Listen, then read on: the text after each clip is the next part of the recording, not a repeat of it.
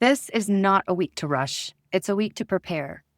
The Virgo New Moon is just ahead, and the sky is offering us a chance to slow down, to gather ourselves, and to prepare before the next cycle begins. The final days of this lunar cycle carry supportive alignments. The Sun trines Chiron, Mercury sextiles Mars, and Pluto shifts back into gate 60 for the final time. These energies bring forgiveness, clarity, and transformation, the very ingredients we need to integrate what we've learned. So, really, the question is, how will you use this week to prepare your body, your spirit, and your path, your life for the next coming moon cycle? Hi, I'm Brandy. And I'm Richard. And we are Emerged by Design, coming to you from where? Dillon, Colorado. Do you see this behind us? So tee us up for this week's moon cycle, or this month's moon cycle, but this week in particular. Yeah, we're going to take a look at this week, which is the last week of this lunar cycle. We're going to mainly focus in a few minutes on the new moon in Virgo next Saturday. But we're in the final week of the lunar cycle as the moon is heading back home, decreasing in illumination every night, moving into the dark of the dark. It's always, every month, a wonderful week to reflect, collect, relax, deep breaths, a lot of grounding. It's been quite a lunar cycle, to say the least. And let's spend a few moments thinking about that, just so we can all together sink into where we've been just over these past 3.5 weeks. We had a new moon in Leo. So at that time, we were thinking and talking about our Leo-ness of ourselves, the home sign of the sun, creativity, identity, how we shine out of the world with exuberance and joy and authenticity. But that new moon was exactly opposite Pluto in Aquarius, gate 41 at the time. So we knew it had a very strong Pluto signature. Whenever Pluto shows up strong in a chart, we know that there can be limitations, challenges. Pluto is the planet of death, rebirth, transformation, ultimately urging us to share and express our deepest truth. But because of that, we had this Leo creativity energy and Pluto on the other side in this opposition, offering us a chance to possibly take a look at our shadows. Where have we felt limitations externally, or also internally from our past experiences? What's been holding us back? And so Pluto, Pluto can feel challenging. It can for sure. Most often does. Often accompanied with feelings of loss, helplessness, despair. He is the Lord of the underworld, but he holds our greatest gifts in his domain. He does. And I am a lover of Pluto. And most of us that are in this space understand the role of death and rebirth in the cycle of evolution. And so we could, without understanding of ourselves and tools to be able to apply ourselves in the world around us, we could feel very lost and very uncomfortable in the uncomfortableness. And I think that the Leo-ness was inviting me into everywhere where I held my Leo-ness back. And it made it almost impossible not to be this lioness that I am. And so Pluto in that opposition and the lion coming together with the death and transformation, I was roaring in pain for sure. But the things that I learned have me more integrated with the world around me. And so I'm really excited for this opportunity to rest, to reflect, and to move into the next cycle with awareness and confidence. I think that's something that I'm taking myself from this last moon into this new moon and embodying it. And we'll get into that a little bit deeper about what elements of the cosmos are supporting us through that. But it really stripped away what wasn't me and magnified what is me. A lot of us suppress our expressiveness, the authenticity of who we really are in favor of being liked, loved, and appreciated. And so this month, liked, loved, and appreciated for me was out the door. It didn't matter. I had to say it. It had to come out. And it showed me the places that I am also immature, where this gate 41 starts a new process. So understanding the immaturity and the ability to understand that I am a lion, but I get to earn my place in the savannah. It's not just given to me. Anyway. And additionally, throughout this cycle, we had Mercury in retrograde, also in the sign of Leo, who's now moving forward. He's still going to be traversing through his shadow for the third time this week. So it's also, as you're sharing all that, we're in a really good phase now to incorporate. As Mercury goes over this terrain in Leo for the third time, we may be picking up some clues now to our personal puzzle, if you will. So as we're in this final week of the lunar phase and thinking about what you're sharing, this integration, letting go what's no longer serving. We've learned things with that Mercury retrograde. What did we learn? How do we apply it now? Appreciate what has been brought to the surface through this Pluto experience, and how we can authenticate even more to really shine that creativity, which is also being emphasized by the outer planets still. And we'll say a little bit more about that when we get to our new moon chart. But just to say that, yeah, this final week here, now in support of what we're sharing, we do have a couple of good aspects from basically Monday through Friday. They're in effect. As of Monday, the sun is moving into a trine with Chiron, which is always a supportive time for healing or forgiving, self-forgiveness, forgiving others, whatever the story may be in anyone's framework. It's really just healthy to let things go, to accept. This is where we like to marry these and kind of sew them together. We just talked about our lionness, the truth of our creative expression, going through this process of death and rebirth and shining out in its Leo-ness in your emotional self and your personal perspective of who you are, going through that death and rebirth cycle. And now the sun trine Chiron, to me, sounds like an opportunity to see where you feel shame about being that thing that came to the surface. It's the opportunity to look into your body and to see where you're afraid to shine out as that most authentic thing that you are. So with Chiron here, it really feels like an opportunity to put my eyes on where I feel shame about being all of me. And then finding forgiveness in the shame that I felt for myself, finding forgiveness to the people who put that shame on me, finding forgiveness for the continual efforting in the world around us innocently to continue to shame us for who we are. The ways are being shown to you if you can see them to integrate that authenticity into the world with who you are and your sun. Yeah, that's really beautiful. And I'm also thinking about the sun. He will be in gate 29 this week. So it is called the gate of saying yes or saying no, but it's about taking the life force energy to accept a new cycle of discovery. And it really brings about a strong feeling of presence, to be committed to the experience of chironic healing in the gate 3. Additionally, another aspect that we'll be feeling Monday through Friday is Mercury sextile Mars. The gang's all here. Yeah, the gang's all here. And so this Mercury, again, traveling through its shadow for the third time, bringing some focus, moving forward. It's our intellect, how we understand, and a very supportive communication with Mars, our energy happening to be in gate 8. We have the energy to up-level, to correct, or also to improve how we're using all this healing and the plutonic unearthing to mine the depths of our creativity in a powerful, integrous way. And constructive way, because Mercury and Mars coming together, not being afraid of the dark or the light. So the information being able to be unresisted back and forth, then given to Mars, and Mars having the discipline, the fortitude, the power, the machismo to say, okay, here's how we're going to make sure our shame doesn't litter our authentic expression. Beautiful. So all of these are very supportive, again, for this final week of this lunar phase. And we encourage you all to take your time, use your modalities, put your feet in the grass, to really some deep breathing, just to really, it's really been a big month. I think it's important that we acknowledge that. And it's going to be another big month. They always are.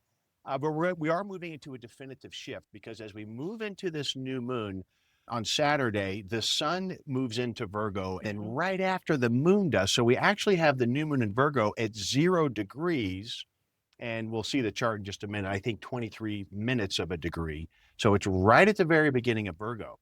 And when that happens, that it's changing signs, we know that it's going to be making very exact aspects with all those outer planets. Pluto in retrograde at 1 degrees of Aquarius. We've got the Saturn-Neptune conjunction at 0 and 1 degrees of Aries. And then we have Uranus down there at 1 degrees of Gemini. So we have that outer planetary minor trine that's getting stronger and stronger right now.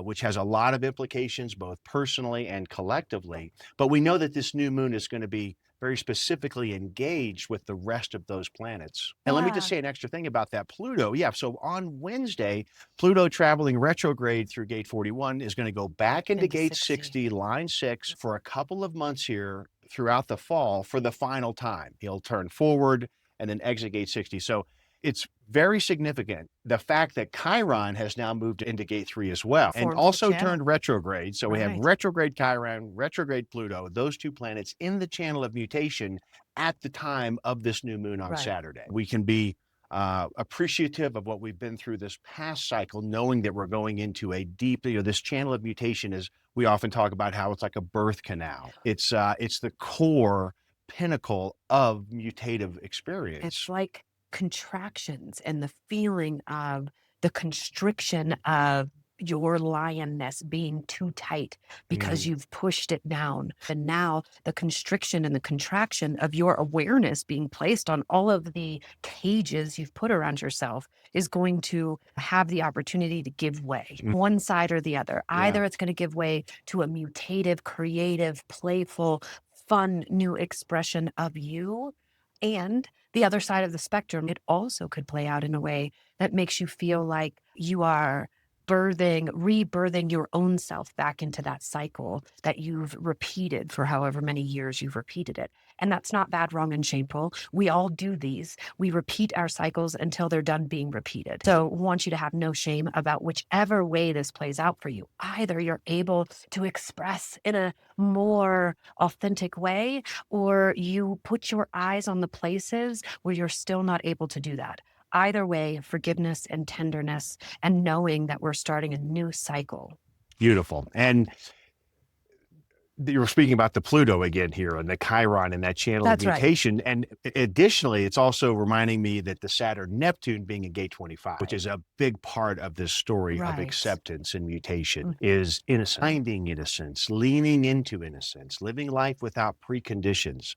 Saturn, the planet of discipline and hard work, is Yeah. really grinding on our spirit of our higher self. But Yeah. Neptune is there as well so that we can lean into the cosmos, the Yeah. Neptunian way, the Yeah. dream world The of feelings. possibility. I was going to speak to 25 as the strong father that says, there's more available to you. I won't accept less. I will show you and continue to show you your magnificence until you see it too. And so that, I think Saturn and Pluto both are this tough love. And I like accountability in that way. I feel excited because I know that I will get off path.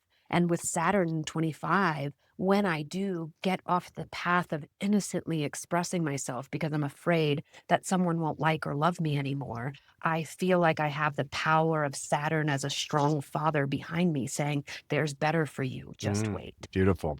And then lastly, with Uranus, this outer planetary minor trine being in gate 20. Now, Uranus will be square to this new moon. So square meaning dynamic, possible friction that requires change, but it's pointed at the gate 20, called the gate of the now, also part of individual circuitry. And it's this voice of now. Who am I? Am now. I am. It's just a pure quintessence of presence in the now. I exist here now. And that is creative enough. That is creation. I exist here now. We've sort of shared how we're tying all these outer planets into this specific new moon because the new moon itself at 0 degrees Virgo is going to be in gate 59, line 1. And we'll have the sun and the moon there at their conjunction at the time of the new moon, which puts the earth in the polarity in gate 55, line 1. So my first thought on that, when I'm thinking about gate 59, yes, it's called the gate of sexuality. It's in the channel of intimacy, the channel of mating. It is how we connect at the core fundamental of family and friends and energy. And it's very much in the body. And so it's also making me think about Virgo, sign of details, of personal self-mastery, the sign of service. Virgo is very analytical, being ruled by Mercury, but it's also mutable earth. So it's solid, it's in the ground, it's our habit routines, our health things we can do. So as I think about that plutonic cycle of death, rebirth, and transformation, I'm feeling into this cycle as one where we can bring it into the real world. It's not a psychological experience that Pluto often brings, this death, rebirth. It's a physical, how do I live with this new truth? Virgo gives, as you call it, the ability to be in relationship and build a structure, is how I hear you talk about Mhm. it. It's the seventh house. So it's after we say, okay, there's another, and now we found relationships. Well, now we get to build something, bring something, be something. There's a you and there's a me. And then when we come together, there's a third thing. And I feel like that's very Virgoan. It feels like the remembering that in our body as ourselves innocently, that is the service to the whole. The tree behind me doesn't try to be what the grass wants it to be. Mhm. It doesn't hold a sign that says we'll work for food. It just bees a tree. And so because it bees a tree, it gets everything it needs. It gets the relationship with the grass and the birds and the bees and everything that comes along with it. I like to tell the story of all of them together. They're a symphony playing a song. And so it feels like this is the remembrance. 59 in the first line is the penetration into the body. 55 in the first line is the innocent experience of self-conscious spirit. So it feels like just innocence, just being tree that you are is being invited, and it will feel like something with 59, it seems. It'll give you a feeling of something instead of just a thought of something, an inner feeling of, oh, I am tree. Yeah. And I get what I need because I am tree. It's the penetration of the field as yourself. That's beautiful. And you were mentioning a little bit about that gate 55 as well being the gate of emotional spirit. And that's an Right. emotional spirit. Mm-hmm. That's a physical spirit. And we know that it can come and go, right? This melancholy of uncertainty that comes with individual creativity. It's about building trust. And Right. also, as you were sharing with that 59, it is also within relationship. And that's what, and I feel this month ahead is about bringing what we learned last month into the world, Yeah. into connection with us, Mm-hmm. maintaining our groundedness, maintaining our center line through our habits, through our diligence of Virgo in relationships, and Yeah. through finding our emotional spirit. This is what's possible. And let me just give a personal anecdote. We're not exempt just because we know about it. Right.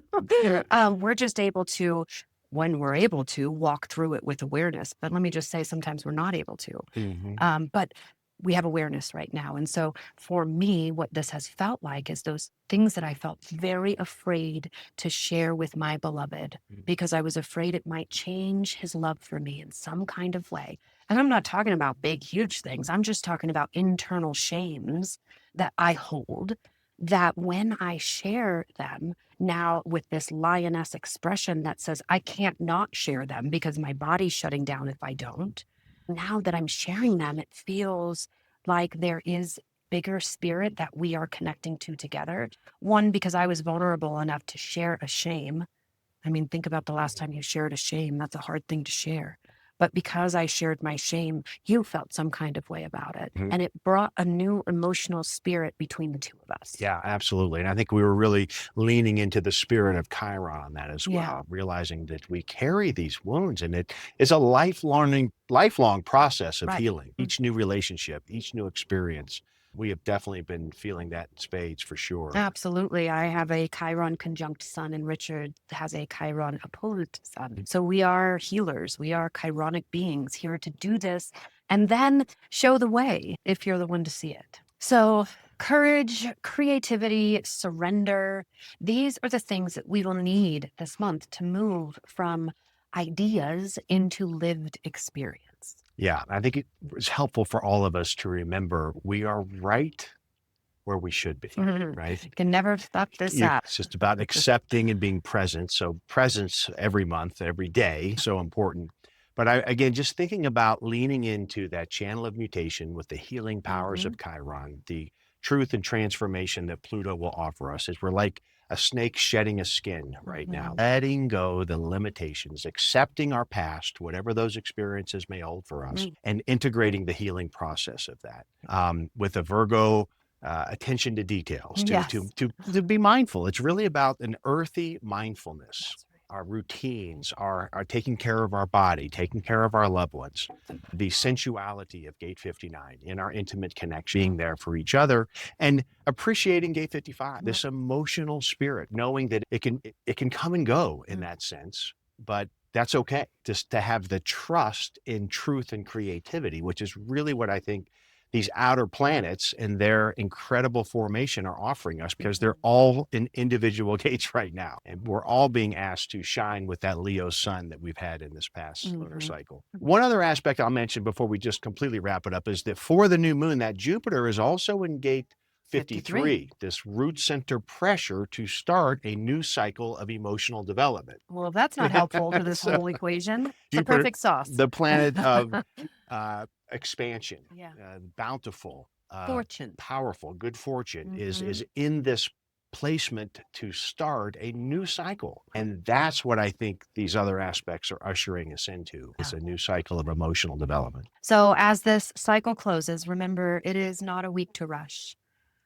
This week, breathe, integrate, and prepare, because the Virgo new moon is calling us to embody our growth in very, very real ways. These supportive aspects are here to help. Sun, trine Chiron for healing, Mercury, sextile Mars for clarity, Pluto's move into gate 60 for deep transformation. These are not passing details. They are invitations to align with what's truly next. So let us ask you, what are you preparing to embody as this new cycle of development begins? Share your reflections in the comments. And if this video supports you, share it with others. Subscribe to our channel and join us at emergebydesign.net for more ways to root into your own authority. We'll see you next week. Thank you very much.